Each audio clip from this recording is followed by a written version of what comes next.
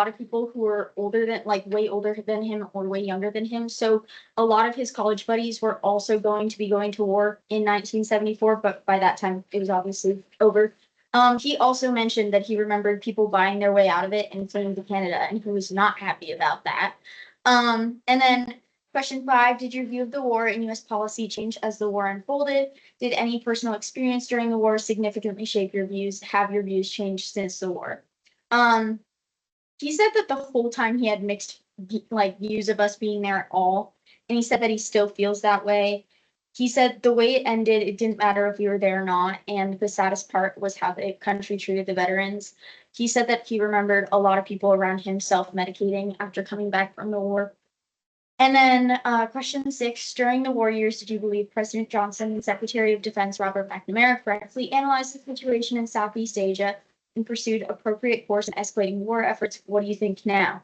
He immediately was like, no, it was an overblown sham. And then like followed up to say that the overblown sham was the Gulf of Tonkin, and he like the Gulf of Tonkin resolution. And he was like, I get that our ship was attacked, but like he just really did not like it. And then he said Korea was hard enough because obviously his father was in the Korean War.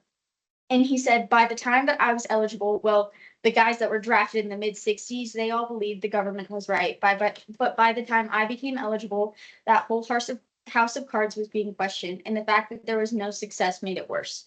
So a lot of his peers just became more and more distrusting of the government as the war continued.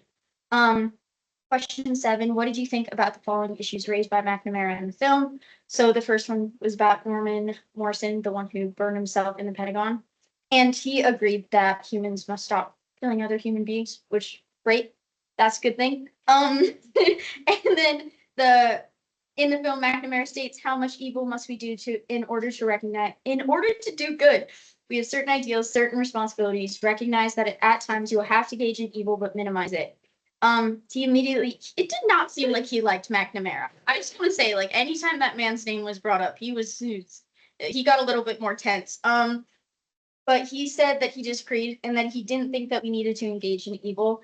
He said that we need to be like, recognize it and be aware of it and know when to step in if people are being like physically harmed. But he didn't think that we always needed to engage in evil, so he didn't really like that. And then what lessons for Americans today do you see in the Vietnam War experience? He didn't really have a lot of personal anecdotes. He didn't really expand on anything. When I asked him what he was doing during this time period, all he said is like, I didn't really pay much attention to what people were doing around me. I was just kind of focused on like doing what I needed to do and doing what my father wanted me to do. So that was that. He didn't expand on that at all. But so it seems like he just listened to his dad for all of the personal advice and schooling and stuff like that. But he was really adamant that like during the war there was a lot of group thinking, and he didn't think that was productive, and he thought that people needed to think for themselves more, and that the peer pressure over such major issues is so unproductive. And yeah, so that's that. Cool. One thing real quick. I asked this, what is a thing from both of them? One thing that really you didn't know surprised you. Well, like my papa doesn't share a lot of like personal memories. Like even my mom, I was talking to her about it, and she doesn't know much about his childhood because he's kind of parentified because he was the oldest of 6 siblings. But the one thing that I did get out of him was that there was a time where he got his hair cut, but he didn't get it cut short enough, so he got kicked out of his house for the weekend. And so he kind of like chuckled about that and then stopped talking, and I was like, okay. So that one was like the most interesting thing from his, because he did not share like personal anecdotes usually. And then like with my nanas, I would say it also was probably um or the fact that he was drafted. My mom didn't even know that. And then for like my nana, I would say it would be the thing about Lucky, the college student, and then obviously like all of her family stuff that was going on, like how her family didn't tell her about her grandma dying or the stuff with her mom and breast cancer, because it's like it's known in our family, but no one talks about it. So yeah. Interesting what families don't tell us. Yeah, they're a little strange. I won't have good job. Thank you. All right, so. Need that? Did I not get there? I need this for a few more people. Are you ready? Lots of pressure. Yes. Everyone's doing great. It's doing great. And I'll be way. I just want to make sure I had nothing that was in the way up there. Okay, so I interviewed my grandma. And something interesting is that she was a little bit older when the Vietnam War, began. She was 25. And then when it ended, that means she was in her 30s. And so I was asking her first, what was she doing? And she had already, had kids, and my grandpa, had fully finished. He was a GI doctor, and so he had fully finished his residency, and opened up his own clinic by the time that the Vietnam War had started. And so he didn't get drafted for that reason, and then also because he had kids and things like that. But he did fight in the Korean War. And so she was they had moved into a new house, and they were renovating their house. Was her big thing, is that she thought that that's what she was doing during the war. And so I asked her first, what did she think about the military service in the war? And so she said that she really doesn't remember very much from the time period, and even during the time period, she tended to stay pretty detached from the war. And my grandpa tried to stay more in the loop, but unfortunately, so I would have interviewed him, but unfortunately, he passed away a couple years ago. And so she, her response to that was not being too knowledgeable on the principles and things of war. I didn't know fully, but I knew I wasn't in favor of it. There was so much mistreatment of people in the country of Vietnam, so I can understand the thought process, but I sure felt bad about it, and it just didn't work out well in the end. And so she was heavily against the war, and she said it quite a few times. And that was usually her first response to every single question. Her first response was, well, I don't think that the war should have happened at all, but, and then she has her response. And so the second question was, what did you think about the United States involvement, and why did you think that we were at war? And again, she says, I really didn't know what was going on. And then she says, but she had heard and seen evidence that the reason that we were in war is because of another country taking advantage of the people, and that they were being mistreated there. She said all of it was hearsay, and so she doesn't now think that that's necessarily everything that happened, but during the war, that was what she believed. But even still, she said, I felt that we should not have gotten involved. Okay, and so then I asked her about the draft and how she felt about that. And she said that she originally, she didn't really know anybody that had gotten drafted, because again, they had gotten quite a bit of money, and that's where all of their friends were, because my grandpa had started his own clinic as a specialist doctor. And so he didn't really know anybody in their group. There was like outer ring people that they vaguely knew, but she didn't remember any of their names. And then her opinion on the draft in general, she thinks that they decided that they were gonna go to war, and she thinks that the draft in certain situations was needed, but she said that there was a level where it went too far. And so then we moved past the draft, and we talked about leadership and LBJ and McNamara. And so she said that their decisions at the beginning of the war, she wasn't a fan of them going in the first place. So she felt like most of the decisions they made at the beginning were way too hasty. And they shouldn't have gone in. But then she prefaced it at the end where she said, but she thinks that it's hard to make decisions not having all the available information. And so she said I think that they thought it was best and that they were good leaders. So even though that she was strongly opposed to the war, she also was like, well, I understand that they thought that they were doing what was best, so she doesn't blame them.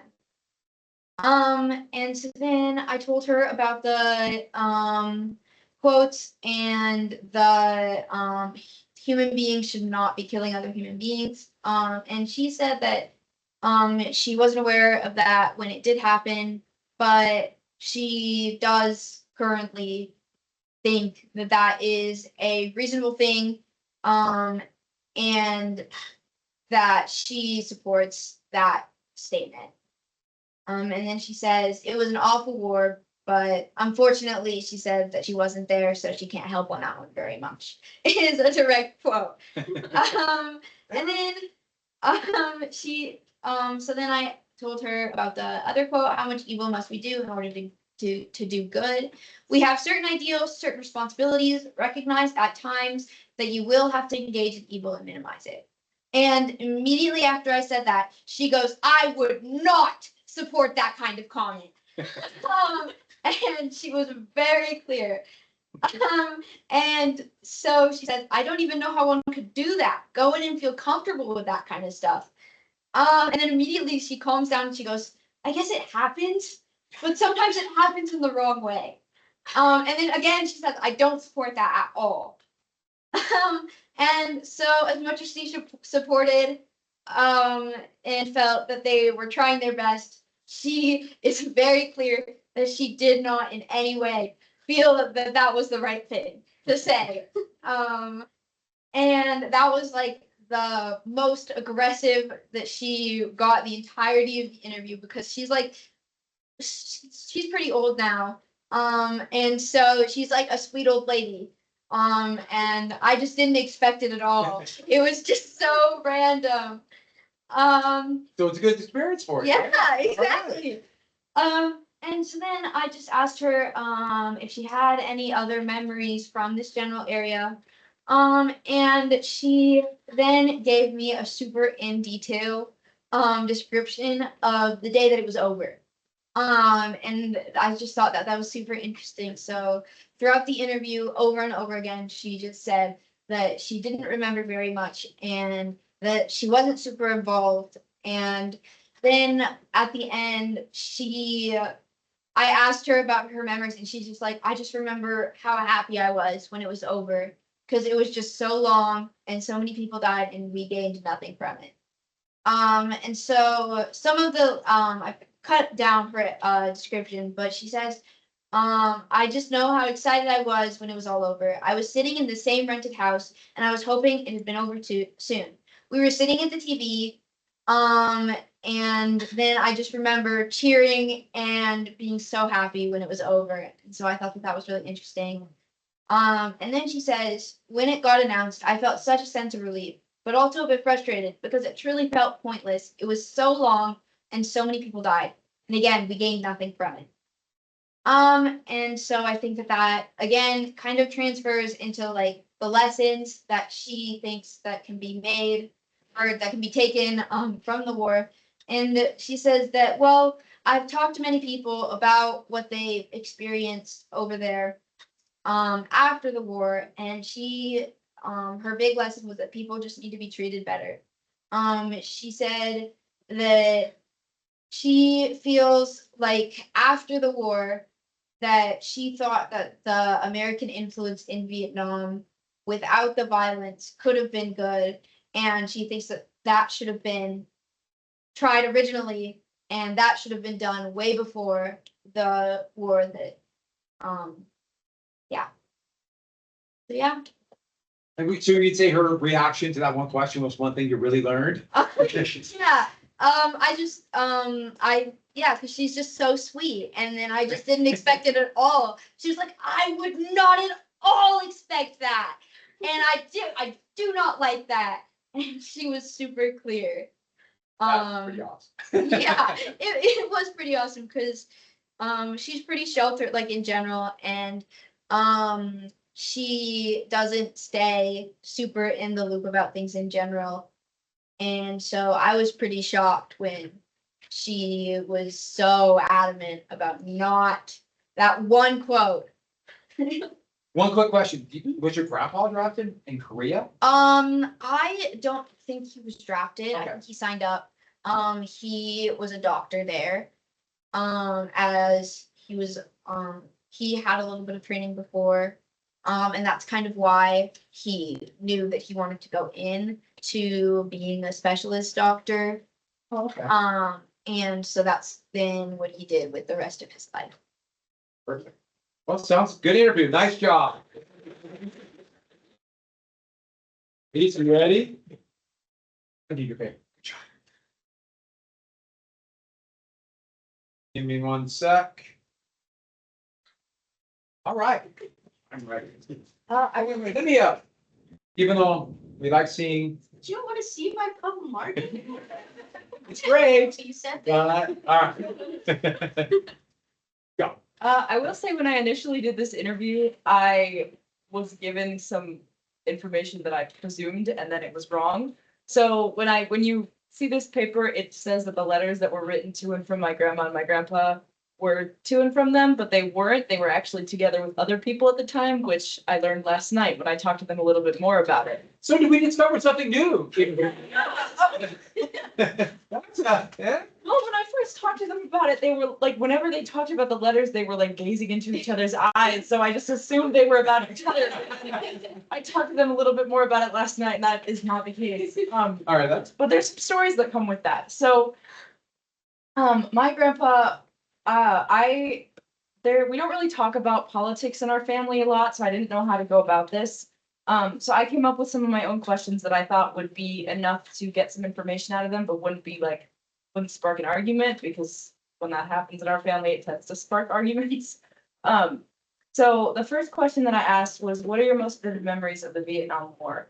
And my grandpa was in the military. He enlisted when he was 18, right out of high school, but he wasn't stationed. He was stationed in Germany, so he wasn't directly involved in the war. But he had friends that were, so he just remembers that being stationed over there and worrying about them was some of the hardest years of his life, just because he didn't know what was going on most of the time. And there were some protesters of the war actually in Germany in some of the stations that he was at. I don't remember what city it was, but they were violent sometimes. And actually one of his buildings that he was stationed at got blown up while he was inside of it, but it didn't injure too many people because it was the side of the building that nobody was in, thank goodness. And after that, he talked a lot about the letters that between him and his fiance at the time, who was still in Malta, where he grew up, they were a lot more emotional than they had been. My grandma was still in high school at the end of during the war, and she enlisted in the military in like 1974, I think, and then was stationed over Germany, which is how they met. But that was all after this happened. So she talked about how a lot of her most vivid memories were the television and just seeing things on the news. And one of her quotes was, "They showed boys my age, kids from other towns too, trudging through mud with guns and being carried off. It was hard to watch. My dad would sometimes just put down his fork because he couldn't eat and watch at the same time." It really affected her a lot. And my grandma, while she was growing up, dealt with a lot of loss. So she had 14 siblings, but they lost 3 of them before she ever graduated high school. So it was a very emotional conversation, and it was a very hard time for her to just see that much loss happening all around her. The second question I asked, did you know anybody in Vietnam? And I said, if so, how did that affect your community? My grandpa was kind of vague about it, but he said that a lot of people that he knew and went to school with went. And he remembers them coming back, all having some problems with substance abuse just to deal with the trauma that they endured. My grandma said that one of her quotes was, almost every family in our town had someone who went to the war. If they came back, you could tell they were changed, even if they didn't say anything. It affected everyone, not just the families who had people there. People were worried, sad, scared, and it felt like the whole town carried the weight. She just really emphasized that it was just terrifying not knowing anything about your neighbors that you had grown up with all your life and what they were doing and how, if they would ever come back. The next question that I asked was, were you ever worried about being drafted or someone else close to you being drafted? And my grandpa said that he had enlisted, so he didn't worry about anyone being drafted. And all of his younger brother, like he was the oldest, so he didn't have any older brothers that he was worried about. And the rest of his siblings were about 5 years younger, so they didn't have any risk of that. But my grandma did. She was the oldest, but she had another brother who was a year younger than her, so she did worry about him getting drafted, but he had some medical issues, so that never happened. The next one that I asked was, how did the war impact your day-to-day life, if at all? My grandpa said that being in Germany meant that day-to-day life was just his general military duties, but he could still feel the war in the background. So he talked a lot about how the news was there and the conversations with his fellow soldiers kind of had to be kept hidden if there were doubts about how the government was handling it. So that was a little scary for him. My grandma, though, their family actually did talk a lot about the war, so they were very involved in the news. I wouldn't say that she didn't really mention anything about them publicly opposing the war, but that could also be because my grandfather's family is very, very conservative, and so I don't know if their political views affect each other's or not, because we don't really talk about that kind of stuff. So yeah. Another question that I asked was, what do you remember about how the war was portrayed in the news or the media?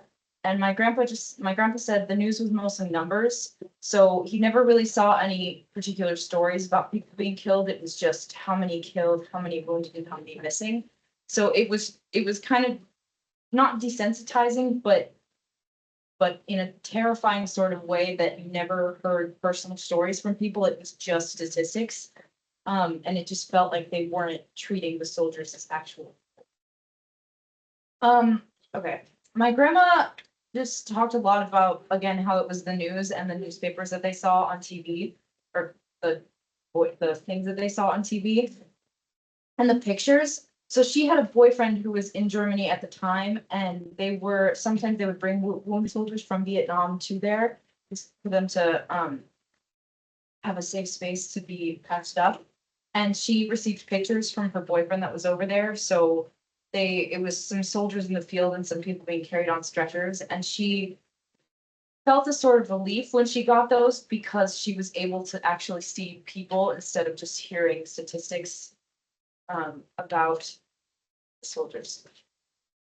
My grandma also talked about how the most impactful thing that she remembered from the Vietnam War was not actively during the war, but it was at a memorial in Washington, D.C., I think. And how she went there, I think 20 years afterwards, and just was able to see a bunch of the names of the people that were there. And it was just a memory that has stuck with her through her entire life whenever she's thought about it. My grandpa didn't say many specific images leaving the Vietnam War. He just remembers a lot of talk about the helicopters, specifically the ones leaving Saigon at the end of the war. It was just it was a tough time for him and his buddies to have to endure while they were completely across the world from the situation. So this question I was kind of hesitant to ask, but I asked it anyways. Because I wanted to hear the answer. So I asked, did you participate in any protests or rallies or demonstrations related to the war? And my grandpa was like, hard no. No, he absolutely did not participate in any of that. And he believed that every young man should do their duty and enlist for the war or enlist for the military just to serve their country. And everyone should have to serve for at least a couple of years. My grandma was a little more open, and she said she saw protests on some of the campuses that were close to where she lived. Some of her friends had marched, but she never thought to join.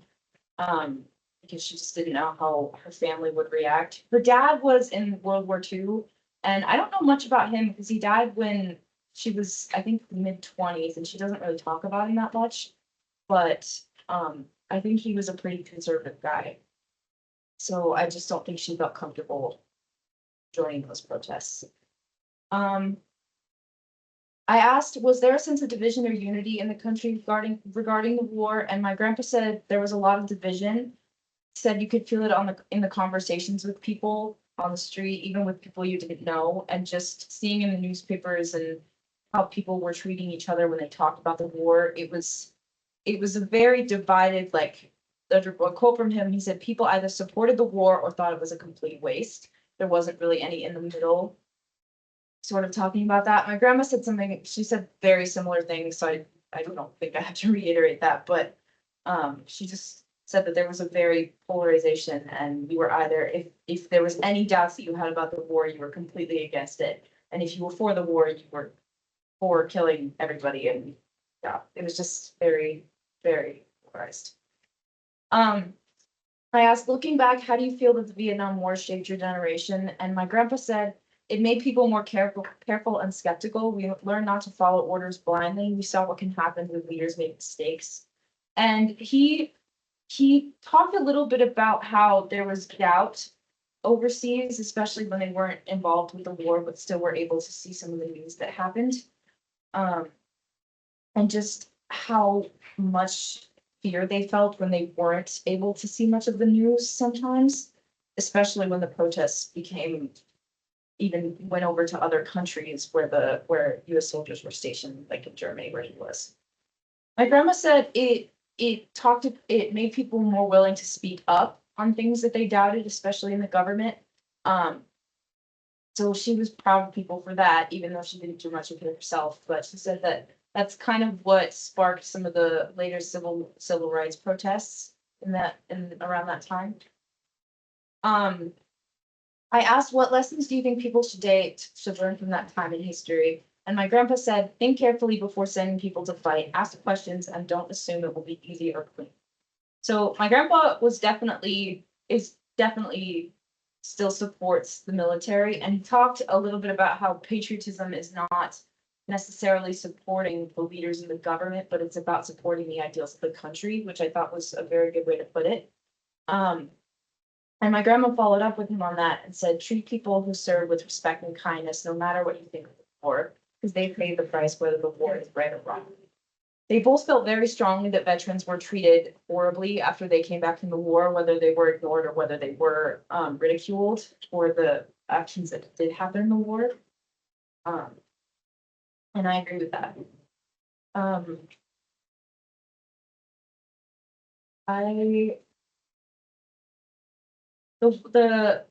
The interesting thing about my grandparents is that they both were like high school age when the war started, but when the war was kind of ending, they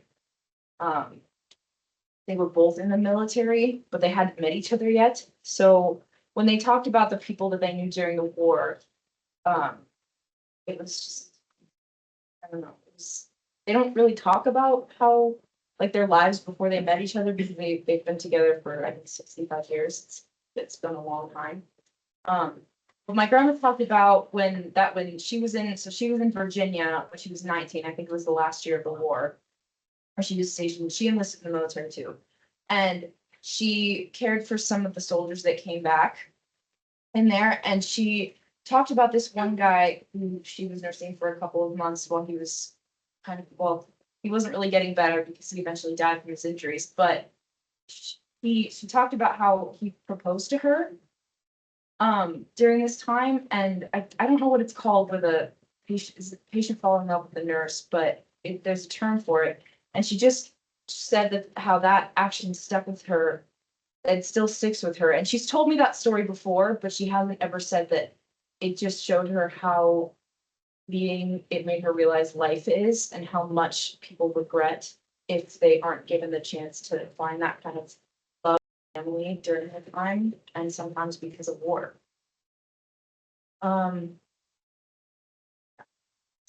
That's a. Wow. I think that's really common. I've always heard it's like Florence Nightingale syndrome. Yeah, I think so. She was a nurse in the Crimean War. Yeah.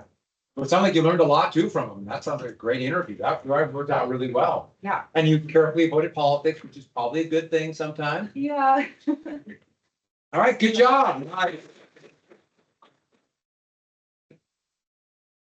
Yeah, it's amazing in war how people get married and for an hour and already talking marriage. Because it might not be tomorrow. Or for him, I mean, he knew. I knew. All right, we should ready to go? All right.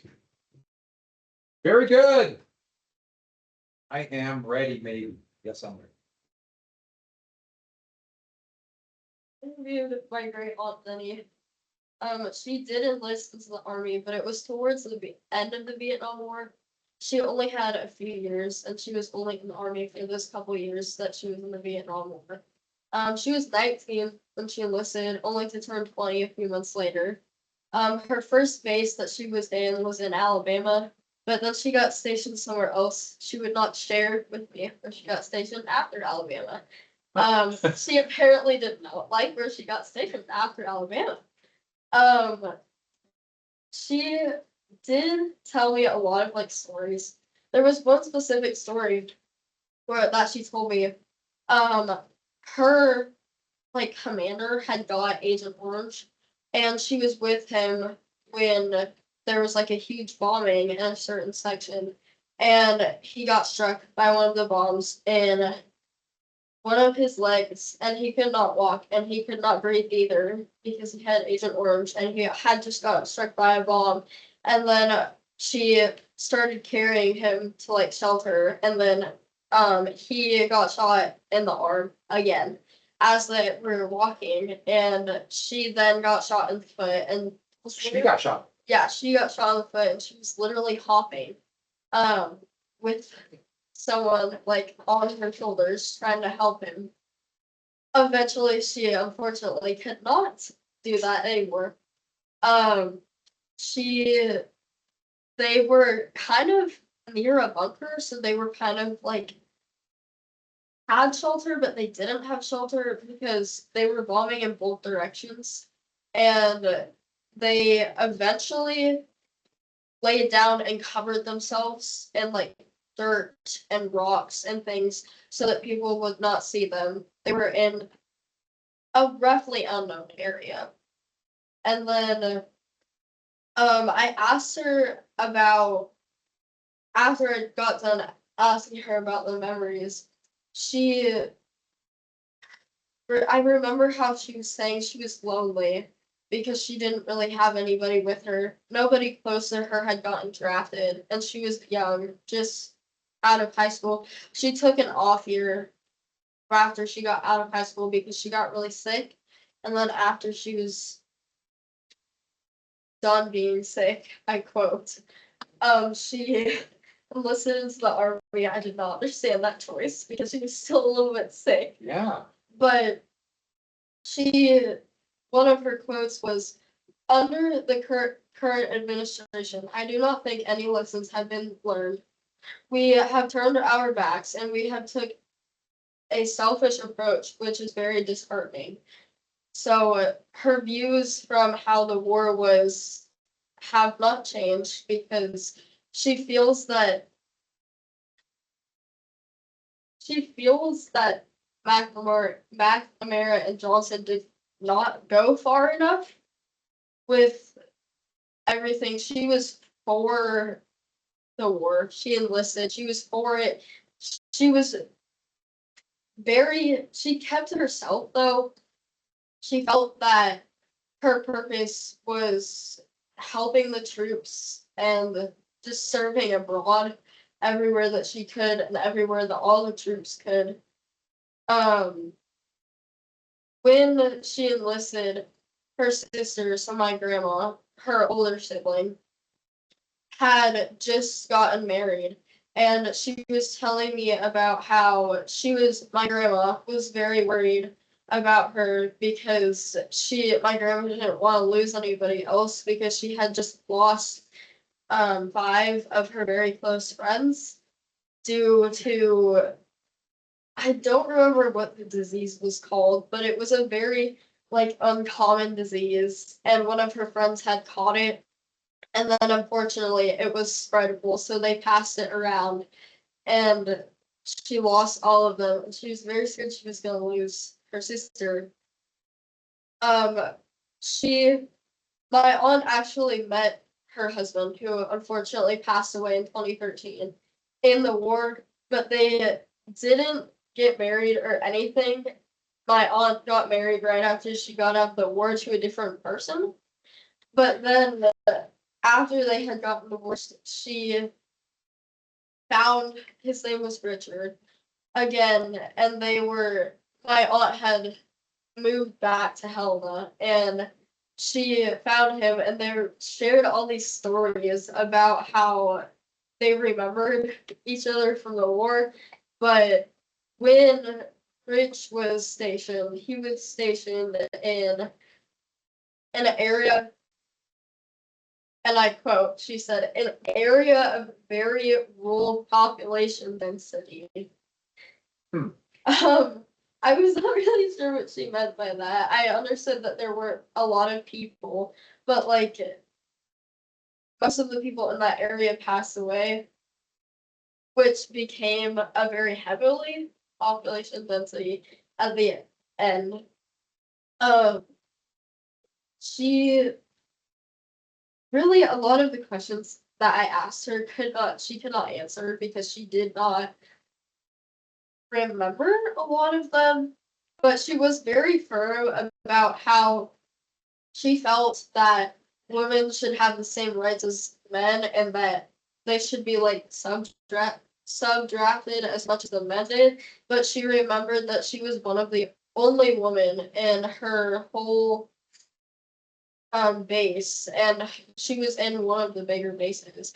And she was very, very, very firm about how she wishes that more people would have stood up for others, because, and I guess in the area that she was in, people weren't, they kept to themselves, and they weren't really working together, which is why a lot of them in the end ended up passing away, because nobody was working together, nobody was talking, they were just like, oh yeah, let's do this, and all the like commanders, admirals, like captains, everyone just scattered, and nobody was really leading, if you will.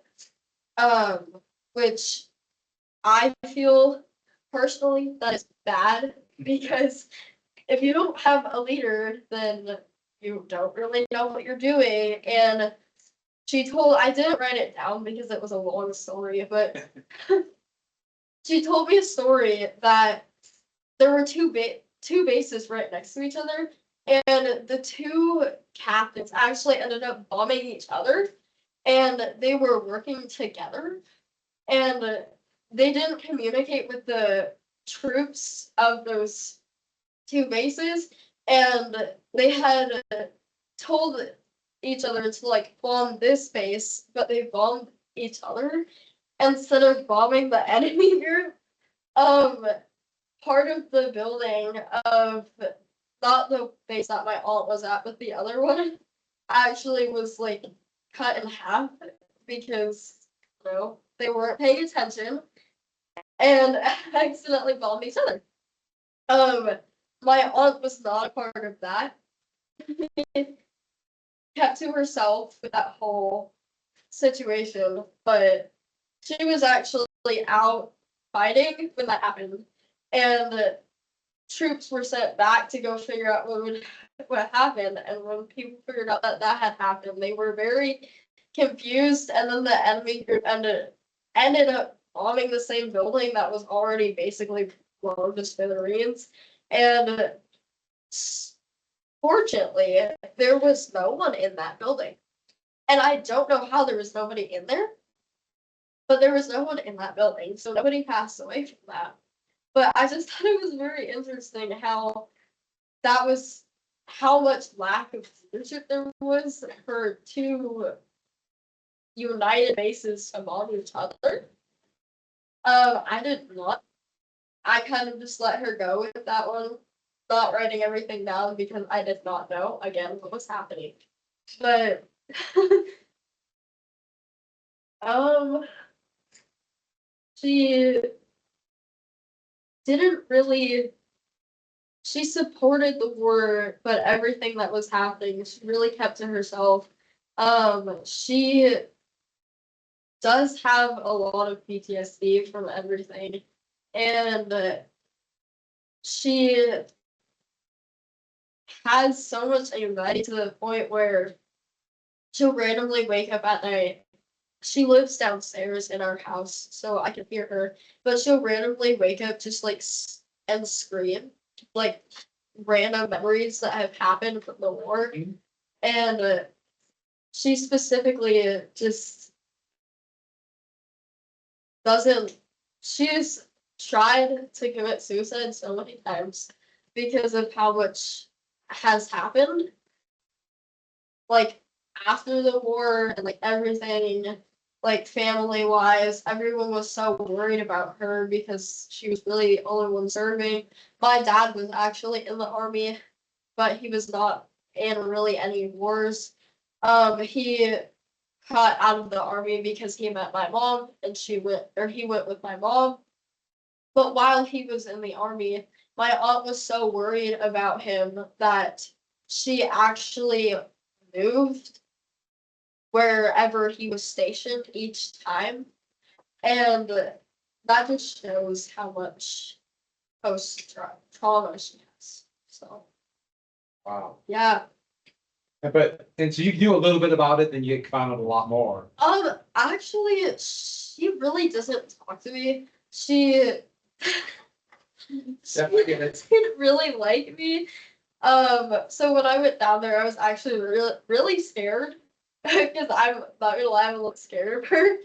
Um, yeah, I don't. On that note, she's,